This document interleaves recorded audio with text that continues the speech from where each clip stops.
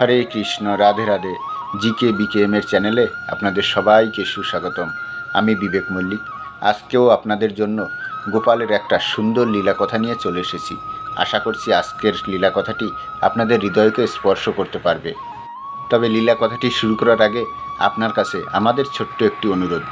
যদি আপনি আমাদের চ্যানেলে নতুন হয়ে থাকেন তাহলে প্লিজ চ্যানেলটি সাবস্ক্রাইবার করে দিন এবং পাশে থাকা বেল বাটনটিও প্রেস করে রাখুন এই ধরনের সুন্দর সুন্দর লীলা কথাগুলি পাবার জন্য এবং আমাদের সঙ্গে থাকার জন্য। চলুন তাহলে শুরু করছি। আজকের ঘটনাটি আমাদের সঙ্গে শেয়ার করেছেন পাঞ্জাবের নিবাসী গুনগুন যাদব এবং তার স্বামী শঙ্কর যাদব। গুনগুন দেবীর কয়েকদিন আগেই বিবাহ হয়েছে। তিনি আমাদের এটাও বললেন তিনি ছোটোবেলা থেকেই ভগবান শ্রীকৃষ্ণের পরম ভক্ত, কারণ বাড়িতে সকলেই কৃষ্ণ ভক্ত। সেই কারণে আমিও কৃষ্ণ ভক্ত হয়ে উঠি। বেশ বড় হয়ে যাওয়ার পরে আমি মা বাবার কাছে বায়না করি গোপালকে নিয়ে আসার জন্য। গুনগুন দেবীর মা বাবা বললেন মেয়েদেরকে অনেক কিছুর নিয়মকানুন মেনে চলতে হয়, তাই আমরা যদি গোপাল সোনাকে নিয়ে আসি তার সেবা তোমাকে সারা জীবন করতে হবে। আর বিয়ের পরে তোমার শ্বশুরবাড়িতে যদি কৃষ্ণ পুজো বা গোপাল সেবা না করতে দেয় তাহলে তো তোমার গোপাল সেবা না করতে পারায় তোমার মন খারাপ থেকে যাবে। তার থেকে বরং তোমার বিয়ের পরেই তুমি গোপাল সোনার সেবা নিও। আমি মা বাবার কথা কোনোদিনই ফেলিনি, তাই সেই ছোটোবেলায় আমার গোপাল সোনা নিয়ে আসা আর হয়নি। তবু কথায় আছে না, ভক্ত যখন মন থেকে ভগবানকে ডাকে তখন সেই ভগবান কিন্তু আর দূরে থাকতে পারেন না। গুনগুন দেবীর কাছে কিন্তু কোনো গোপাল সোনার বিগ্রহ ছিল না, কিন্তু তিনি ভগবান গোপালের এক চিত্রপটকে সর্বদা তার পুজো করতেন, তার সেবা করতেন এবং নিজের ছেলে ভেবে তাকে খুব আদর যত্নে রাখতেন।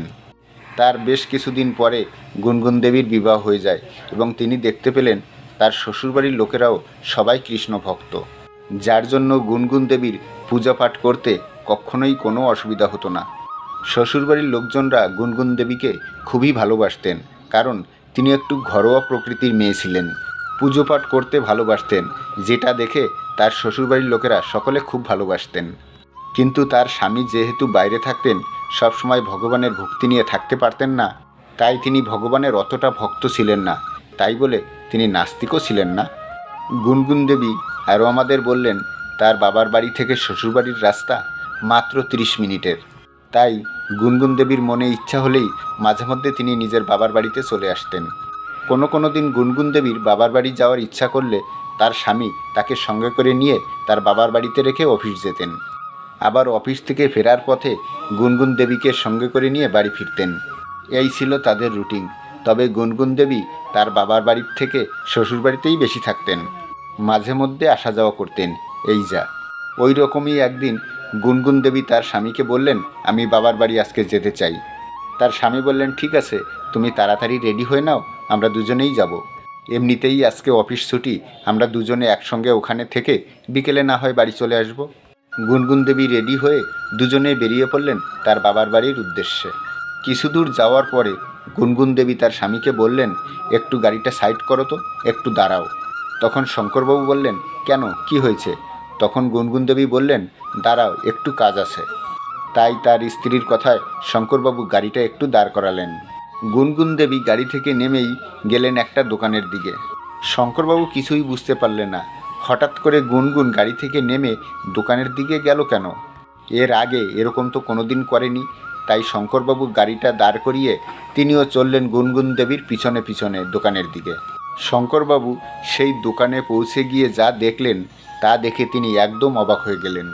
তিনি দেখতে পেলেন গুনগুন একটা 14 নম্বরের গোপাল সোনাকে কোলে নিয়ে বসে আছেন এবং শঙ্করবাবুকে আসতে দেখে গুনগুন বলতে লাগলেন এই দেখো না, আমাদের ছেলে কি সুন্দর না, দেখো আমার ছেলে আমার দিকে কিভাবে তাকিয়ে আছে, কি মিষ্টি মিষ্টি হাসি তার। না, আর দূরে নয়, আজকে আমাদের ছেলেকে আমরা বাড়ি নিয়ে যাব। শঙ্করবাবু এইসব কথা শুনে অবাক হয়ে গেলেন আর বললেন এ কি, এখন তো আমরা তোমার বাবার বাড়ি যাচ্ছি।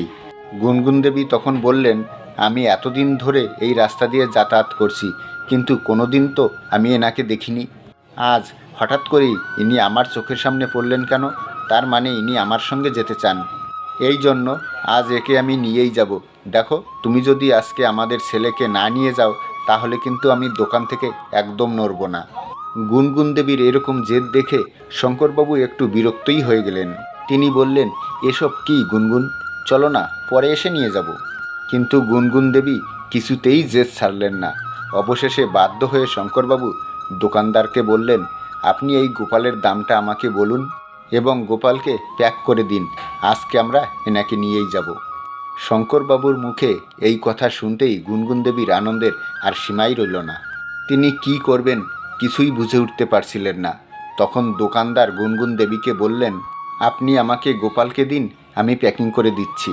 কিন্তু গুনগুন দেবী এখানেও ঘটিয়ে দিলেন এক অদ্ভুত ঘটনা। গুনগুন দেবী দোকানদারকে বললেন, দেখুন, এটা আমার ছেলে, তাহলে আমি একে প্যাকিং করব কেন? আপনার কাছে এই গোপালের জামা কাপড় আছে, তার সিঙ্গারের জিনিসপত্র আছে? যদি থাকে সেগুলো আমাকে তাড়াতাড়ি দিয়ে দিন। আমি আমার ছেলেকে ভালোভাবে সিঙ্গার করিয়ে আমি আমার বাবার বাড়িতে নিয়ে যেতে চাই। আমি একে কিছুতেই প্যাকিং করতে চাই না। আপনার কাছে যখন আমার ছেলে ছিল, তাহলে নিশ্চয়ই এর জামা কাপড়ও আছে। আমার ছেলের যা যা লাগবে আপনি যাবতীয় জিনিস সব কিছু প্যাক করে দিন। আমি আমার ছেলেকে সুন্দরভাবে সাজিয়ে তবেই বাড়ি নিয়ে যাব। এই দেখে শঙ্করবাবু একটু রেগেই গেলেন। তিনি গুনগুনকে বলতে লাগলেন, এ কি গুনগুন, তুমি গোপালকে নেওয়ার কথা বলেছ, আমি কিনে দিয়েছি, তুমি কি এখন একে কোলে করে নিয়ে গাড়িতে যাবে নাকি? এগুলো কি ধরনের কথাবার্তা? তুমি গোপালকে নিয়ে বাড়িতে নিয়ে তার সিঙ্গার করো, তুমি এখানে বসেই তার সিঙ্গার করবে নাকি? কিন্তু গুনগুন দেবী কোনো কথাই শুনতে চাইলেন না। অবশেষে দোকানদার বাধ্য হলেন তার জামা কাপড়, তার সিঙ্গার করানোর সমস্ত জিনিসপত্র দিতে। তাই তিনি গুনগুন দেবীকে দিয়েও দিলেন। তারপরে গুনগুন দেবী মহা আনন্দে নিজের ছেলেকে খুব সুন্দর করে সাজিয়ে তার স্বামীর বাইকে বসে চললেন নিজের বাবার বাড়ি। বাবার বাড়ি আসতেই গুনগুন দেবী ঘরের কলিং বেলটা যখনই বাজালেন, তখন গুনগুন দেবীর মা এসে দরজা খুললেন। আর দরজা খুলতেই তার যেন অজ্ঞান হবার অবস্থা। তিনি যেন আনন্দে এত হৈহট্টগোল করতে লাগলেন, বাড়িশুদ্ধ লোকের কারো আনন্দের কোনো সীমাই ছিল না। তিনি সবাইকে জোরে জোরে ডাকতে লাগলেন, আরে কে কোথায় আসো, আসো আসো, দেখো আমার নাতি এসেছে, আমার নাতি এসেছে। বাড়িতে যারা যারা ছিল সবাই এক দৌড়ে ঘরের বাইরে বেরিয়ে এলো। আশেপাশে ফ্ল্যাটের সকলে বেরিয়ে এসে দর্শন করতে লাগলেন গোপাল সোনাকে। গুনগুনের হাতে গোপাল সোনাকে দেখে সবাই খুব আনন্দিত ছিলেন। এমনিতেও আমরা বড় গোপাল সোনাকে একটু বেশিই পছন্দ করি, কারণ বড় গোপাল সোনা দেখতে সকলেই খুব ভালোবাসেন। সকলেই গুনগুন দেবীর কোলে গোপাল সোনাকে দেখে যেন আনন্দে আত্মহারা হয়ে গেলেন। সবার মুখে একটাই কথা ছিল, আরে গুনগুন, এবার থেকে তুই যখনই বাবার বাড়িতে আসবি তোর গোপালকে সঙ্গে করে নিয়ে আসবি, তাহলে আমরাও একটু কোলে নিয়ে আদর করতে পারবো। গুনগুন দেবী আমাদের বললেন, যখন সকলে আমার ছেলেকে কোলে নিতে চাইছিল, আমি তাদেরকে একটু কোলে নিতে বারণই করলাম। কারণ আমার মাত্র একদিনের ছেলে, যেভাবে সবাই আমার ছেলেকে দেখছিল তাতে মনে হচ্ছিল যে ওর নজর লেগে যাবে। তাই আমি আর বেশি দেরি না করে বাড়ি ঢোকার জন্য ব্যস্ততা করতে লাগলাম। কিন্তু মা হঠাৎ বলল, এ কি, তুই এরম করছিস কেন? দাঁড়া দাঁড়া, আজ আমার নাতি এসেছে আমাদের ঘরে, আমি আমার নাতিকে সুন্দরভাবে বরণ করব না? বরণ না করেই আমি ঘরে ঢুকিয়ে নেব নাকি? আশ্চর্য, তুই দাঁড়া তো এখানে। এই বলে গুনগুন দেবীর মা আরতি করার জন্য আরতির থালা রেডি করতে চলে গেলেন। আরতির থালা নিয়ে এসে গোপালকে বরণ করে ঘরের ভিতরে নেওয়া হলো। এসব দেখে কিন্তু শঙ্করবাবু খুবই বিরক্ত হচ্ছিলেন। তিনি বারবার ভাবছিলেন, কোথায় আমি নতুন জামাই এসেছি, কিন্তু এরা সব গোপালকে নিয়েই ব্যস্ত, আমার দিকে কারো খেয়াল নেই। আশ্চর্য। তখনই হঠাৎ গুনগুন দেবীর মা শঙ্করবাবুকে বারবার ধন্যবাদ করতে লাগলেন। গুনগুনের সেই ছোটবেলার স্বপ্ন সে গোপালকে সেবা করবে, কিন্তু আমরাই সর্বদা ওকে বারণ করেছি গোপাল সেবা করতে। আজকে তোমার হাত দিয়েই গুনগুনের কোলে গোপাল সোনা উঠেছে, তাই গুনগুনের স্বপ্ন আর আমাদের স্বপ্ন সবই তুমি পূরণ করেছো বাবা। তার জন্য তোমাকে ধন্যবাদ করে ছোট করতে চাই না, কিন্তু তুমি আমাদেরকে কি দিয়েছো সেটা তুমি নিজেও জানো না। এই সব কথা শুনে শঙ্করবাবুর এবার একটু ভালো লাগছিল। তিনি ভাবছিলেন, যাক, অন্তত আমার সঙ্গে কথা বলার সময় হয়েছে এনাদের। তারপর আর কি, গোপাল সোনাকে ভালোভাবে স্নান করিয়ে তারপরে একটা পোশাক পরিয়ে দেওয়া হলো এবং তাকে সুন্দরভাবে সাজিয়ে দেওয়া হলো। গুনগুন দেবীর ভাই বলে উঠল, এই দিদি, আমি কিন্তু মামা হই, তাই ভাগ্নের নাম আমিই রাখব, তুই কোনো নাম টাম চয়েস করিস না তো। গুনগুন দেবী তার ভাইয়ের এইসব কথা শুনে তিনিও খুব আনন্দ পাচ্ছিলেন। কারণ তিনি এটা জেনে খুশি হচ্ছিলেন যে আজকে আমার ছেলেকে পেয়ে সবাই খুব আনন্দে আছে, সবাই খুব খুব খুশি আছে। সারা দিনটা গোপালকে নিয়ে যে কিভাবে কেটে গেল তা বুঝতেই পারলাম না। এবার বিকেলবেলা বাড়ি যাওয়ার পালা। শঙ্করবাবু গুনগুন দেবীকে বললেন, চলো রেডি হয়ে নাও, এবার বাড়ি ফিরতে হবে তো। কিন্তু অদ্ভুত ব্যাপার, গুনগুন দেবীর বাড়ি ফেরার কথা শুনে গুনগুন দেবীর মা এমন কাঁদতে শুরু করলেন যেটা গুনগুন দেবী একদমই আশা করেননি। গুনগুন দেবী আরও আমাদের বললেন, মা এমনভাবে কান্নাকাটি শুরু করলো যে আমার বিয়েতে বিদায় হওয়ার সময়ও মা এত কাঁদেনি। আমি যখন মাকে বললাম আজকে আমার ছেলেকে আমার সঙ্গে আমি বাড়িতে নিয়ে যাব, তখন মা বারবার বলতে লাগলো, অন্তত আজকের দিনটা আমাদের বাড়িতে থাকতে দে, হয় কালকে এসে নিয়ে যাস, না হয় আমি বাবুকে দিয়ে কালকে পাঠিয়ে দেব। কিন্তু গুনগুন দেবীও সারার পাত্রী নয়। তখন তিনি বলতে লাগলেন, মা আমার একদিনের সন্তান, আমি একে ছেড়ে কিভাবে যাই? কি দরকার না দরকার, রাত্রে খাবে কি না, এসব তো আমাকেই দেখতে হবে মা। আমি কি একদিনের বাচ্চাকে তোমার কাছে রেখে দিতে পারি? কিছুদিন আমার কাছে থাক, তারপর আমি কিছুদিন পরে তোমার কাছে এসে দিয়ে যাব। কিন্তু এদিকে গুনগুন দেবী আর গুনগুন দেবীর মা কিছুতেই গোপাল সোনাকে ছাড়বেন না। এক বিশাল বড় সমস্যা তৈরি হয়ে গেল। মা মেয়ের কান্নাকাটির মধ্যে অবশেষে গুনগুন দেবীর মাই জয়লাভ করলেন। তিনি বললেন, আজকে আমার কাছে থাক, কালকে আমি তোর ভাইকে দিয়ে পাঠিয়ে দেব, বলছি তো। তুই চিন্তা করিস না, কালকে সকাল সকাল বাবুকে দিয়ে আমি তোর কাছে গোপালকে পাঠিয়ে দেব। তুই আজকে বাড়িতে যা, আর তোর যদি এত চিন্তা হচ্ছে তাহলে তুইও থেকে যা না আজকে। কিন্তু শঙ্করবাবু বললেন, না না, গুনগুনকে বাড়ি নিয়ে যেতে হবে, ও আমার সঙ্গে যাক। গুনগুন দেবী দেখলেন, তাই তো, এবার আমি কি করব? গুনগুন দেবী শেষে বললেন, ঠিক আছে, তাহলে গোপাল সোনা তোমার কাছেই থাকুক, কালকে কিন্তু তুমি সকালে সকালে ভাইকে দিয়ে পাঠিয়ে দিও।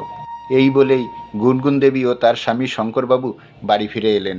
কিন্তু মায়ের মন বারবার গোপাল সোনার দিকে ফিরে ফিরে চাইছিলেন গুনগুন দেবী। কিন্তু কি করবেন, নিজের মাকেও তো তিনি কষ্ট দিতে পারবেন না। যার জন্য মায়ের কাছে গোপাল সোনাকে দিয়ে ফিরে এলেন গুনগুন দেবী তার শ্বশুর বাড়ি। বাড়িতে ফিরে এসে গুনগুন দেবী ওনার শ্বশুর শাশুড়িকে সমস্ত ঘটনাটা খুলে বললেন। গোপাল সোনাকে তারা কিভাবে নিয়ে এলেন, তার সঙ্গে সারা দিনটা কিভাবে কাটালেন, সমস্ত ঘটনা শুনে তার শ্বশুর শাশুড়িও বড় চঞ্চল হয়ে পড়লেন। তখন তার শ্বশুর শাশুড়ি বলল, তুমি সব কিছুই ঠিক করেছো মা, কিন্তু তুমি গোপাল সোনাকে বাড়িতে নিয়ে এলে না, এটা কিন্তু তুমি ঠিক করোনি। আমাদের আর মোটেও মন বসছে না, কখন যে আমরা নাতের মুখ দেখব সেটাই ভাবছি। গুনগুন দেবী তখন বললেন, তোমরা কোনো চিন্তা করো না, কালকেই তোমাদের নাতি দেখবে সকালবেলা চলে আসবে, তোমরা একটু অপেক্ষা করো। এসব দেখে কিন্তু শঙ্করবাবু মনে মনে খুবই বিরক্ত হচ্ছিলেন। শঙ্করবাবু গুনগুন দেবীকে বললেন, এ কিরে বাবা, শ্বশুরবাড়িতে গেলাম, সেখানে তোমরা গোপালকে নিয়ে ব্যস্ত হয়ে গেলে, এখানে বাড়ি ফিরে এসেছি, এখানেও তোমরা গোপালকে নিয়ে সবাই মেতে আছো। বড় আশ্চর্য ব্যাপার, ও তো একটা মূর্তি নাকি? তোমরা ওকে নিয়ে এতটা আদিক্ষেতা না করলেই পারতে। স্বামীর মুখে এইসব কথা শুনে গুনগুন দেবীর রাগ তো হচ্ছিল, কিন্তু তবুও সেই রাগটা যেন আনন্দে ঢাকা পড়ে যাচ্ছিল। তিনি বারবার ভাবছিলেন, আমার গোপালটা কি করছে? মায়ের কাছে খেয়েছে তো? ভালোভাবে খেয়েছে তো? নাকি দুষ্টুমি করছে? দুষ্টুমি করছে না তো? মাকে জ্বালায়নি তো? একদিনের বাচ্চা, থাকতে পারবে তো? সমস্ত চিন্তায় সে অধীর হয়েছিল। কি আর করা যাবে, আজকের রাতটা যেমন করে হোক কাটাতে হবে। কাল সকালে ভাইকে ফোন করে সঙ্গে সঙ্গে গোপালকে নিয়ে আসব, এই ভেবে তার শ্বশুর শাশুড়ি শঙ্করবাবু তারা চারজনে মিলে খাওয়া দাওয়া করে ঘুমিয়ে পড়লেন। কিন্তু এ কি, অর্ধেক রাত্রে গুনগুন দেবীর ঘুমটা ভেঙে গেল কারোর কান্নার শব্দে। গুনগুন দেবী বড় অবাক হয়ে গেলেন, এত রাত্রে কে কাঁদছে, কি হয়েছে কার? এই না ভেবে যখনই তিনি নিজের ঘরের লাইটটা জ্বালালেন, দেখলেন শঙ্করবাবু খাটের উপর বসে বসে খুবই কান্নাকাটি করছেন। গুনগুন দেবী তাড়াতাড়ি শঙ্করবাবুর কাছে গিয়ে বললেন, আরে আরে, কি হয়েছে, তুমি কাঁদছো কেন, তুমি এরকম করছো কেন? শঙ্করবাবু গুনগুন দেবীর হাত দুটো ধরে বললেন, তুমি আমাকে ক্ষমা করে দাও, আজকে আমি যা করেছি সেটা আমার ভুল হয়ে গেছে, যার ভুলের জন্য আমার একটা বড় ক্ষতি হয়ে গেছে। আমি শুধুই গোপাল সোনাকে বিগ্রহ ভাবছিলাম, আজকে সে নিজে নিজের অস্তিত্বের প্রমাণ দিয়েছে আমায়। চলো না গুনগুন, আমরা এক্ষুনি গিয়ে গোপাল সোনাকে নিয়ে আসি। সে যে বারবার আমায় ডাকছে, তুমি জানো তো সে খুব কাঁদছে, অন্ধকারে শুয়ে আছে। তোমার মা তো ওকে লাইটও জ্বালিয়ে দেয়নি, ওর খুব ভয় লাগছে, সে শুধু বারবার আমায় বলছে, বাবা বাবা, আমাকে এখান থেকে নিয়ে যাও। চলো না গুনগুন, এক্ষুনি গিয়ে আমরা গোপালকে নিয়ে আসি। ও যে অন্ধকারে বড় ভয় পাচ্ছে আর খুব কাঁদছে। আমি থাকতে পারবো না, ও যে আমাকে বারবার ডাকছে, আমাকে নিয়ে আসতেই হবে গোপালকে। শঙ্করবাবুর মুখে এইসব কথা শুনে গুনগুনের খুবই আনন্দ হচ্ছিল। যাক বাবা, অন্তত তার বাবা তো বুঝতে পেরেছে তার ছেলেকে। তারপরে তিনি ঘড়িতে দেখলেন রাত 2:30 বাজে। তখন তিনি বললেন, এই রাত 2:30টার সময় যাব কি করে আমরা? একেই তো খালি রাস্তা পড়ে আছে, এর ভিতর দিয়ে আমরা খালি রাস্তায় যাব কিভাবে? এবারে কিন্তু শঙ্করবাবু জেদ ধরে বসলেন। তারপরে তিনি গুনগুনকে বললেন, ঠিক আছে তুমি থাকো, আমি একাই চলে যাচ্ছি আমার ছেলেকে আনতে। গুনগুন দেবী শঙ্করবাবুর এরকম জেদ আগে কখনো দেখেননি। এই রকম জেদ দেখে তিনি খুব আনন্দ পাচ্ছিলেন। তারপরে গুনগুন দেবী বললেন, ঠিক আছে, আমি মা বাবাকে ফোন করে দিচ্ছি আর ওনাদের বলে দিচ্ছি আমরা এক্ষুনি যাব গোপালকে আনতে, তুমি ততক্ষণ রেডি হয়ে নাও। শঙ্করবাবু ও গুনগুন দেবী দুজনে রেডি হয়ে সমস্ত ব্যাপারটা ফোন করে গুনগুন দেবীর মা বাবাকে জানালেন এবং রাত 2:30-3টের সময় তারা দুজনে বেরিয়ে পড়লেন গোপালকে আনার জন্য। গুনগুন দেবী বাড়িতে এসে যখন দরজার সামনে দাঁড়িয়ে কলিং বেলটা বাজাতে যাবেন তখন দেখতে পেলেন ঘরের লাইট জ্বলছে। এ কি, এত রাত্রে এখন ঘরের লাইট জ্বলছে? তারপর গুনগুন দেবী কলিং বেলটা বাজাতেই ঘরের দরজা খুলে দিলেন গুনগুন দেবীর মা। তারপর গুনগুন দেবীর মা বলতে লাগলেন, তোরা এসেছিস, খুব ভালো করেছিস। তোর ছেলে তো আমাকে জ্বালিয়ে মারলো, তোর ছেলে তো আমাকে ঘুমোতেই দিচ্ছে না, যা তো বাবা, নিয়ে যা তোর ছেলেকে। তখন গুনগুন দেবী ও গুনগুন দেবীর স্বামী সমস্ত কথা খুলে বললেন তার মাকে। তারা গোপালের এই রকম কাণ্ড কারখানা দেখে তারা খুবই আনন্দ পাচ্ছিলেন। অবশেষে গুনগুন সেই রাত্রিবেলায় নিজের ছেলেকে ফিরিয়ে নিয়ে চললেন তার শ্বশুরবাড়ি। তারপর আর কি, গোপাল সোনা বাড়িতে আসতেই তার মহা ধুমধাম করে তার স্থাপনা করা হলো। সেই গোপাল এখন গুনগুন দেবীর কাছে তার ছেলের মতোই থাকে। এবার আপনারাই বলুন তো, গোপাল সোনার এই অপূর্ব লীলাটি আপনাদের কেমন লাগলো? যদি ভালো লেগে থাকে, যদি মনকে কোথাও একটু স্পর্শ করে থাকে, তাহলে প্লিজ ভিডিওতে একটা লাইক দিয়ে একটু বেশি বেশি করে শেয়ার করে দিন, যাতে সকলে এই সুন্দর লীলা কথাটি জানতে পারে। আর আপনার সাথেও যদি ঘটে থাকে এমন কিছু লীলা যা আপনি আমাদেরকে শেয়ার করতে চান, তাহলে আপনাকে যেতে হবে আমাদের চ্যানেলের অ্যাবাউট সেকশন অথবা ডিসক্রিপশন বক্সে। সেখানে দেখবেন আমাদের ইমেল আইডি মেনশন করা আছে। আপনারা অতি সহজেই সেই ইমেলে লিখে অথবা ভয়েস রেকর্ডে পাঠাতে পারেন। তাহলে আপনাদের সেই লীলা কথাটি এই চ্যানেলের মাধ্যমেই আমরা প্রকাশ করব। তাহলে দেখা হচ্ছে আবার কোনো একটা নতুন লীলা কথার সঙ্গে। ততক্ষণ আপনারা আপনাদের ঈশ্বরের সঙ্গে, আপনার গোপালের সাথে, আপনার পরিবারের সাথে সর্বদা হাসতে থাকুন, খেলতে থাকুন, সুখে সংসার করতে থাকুন। হরে কৃষ্ণ, রাধে রাধে।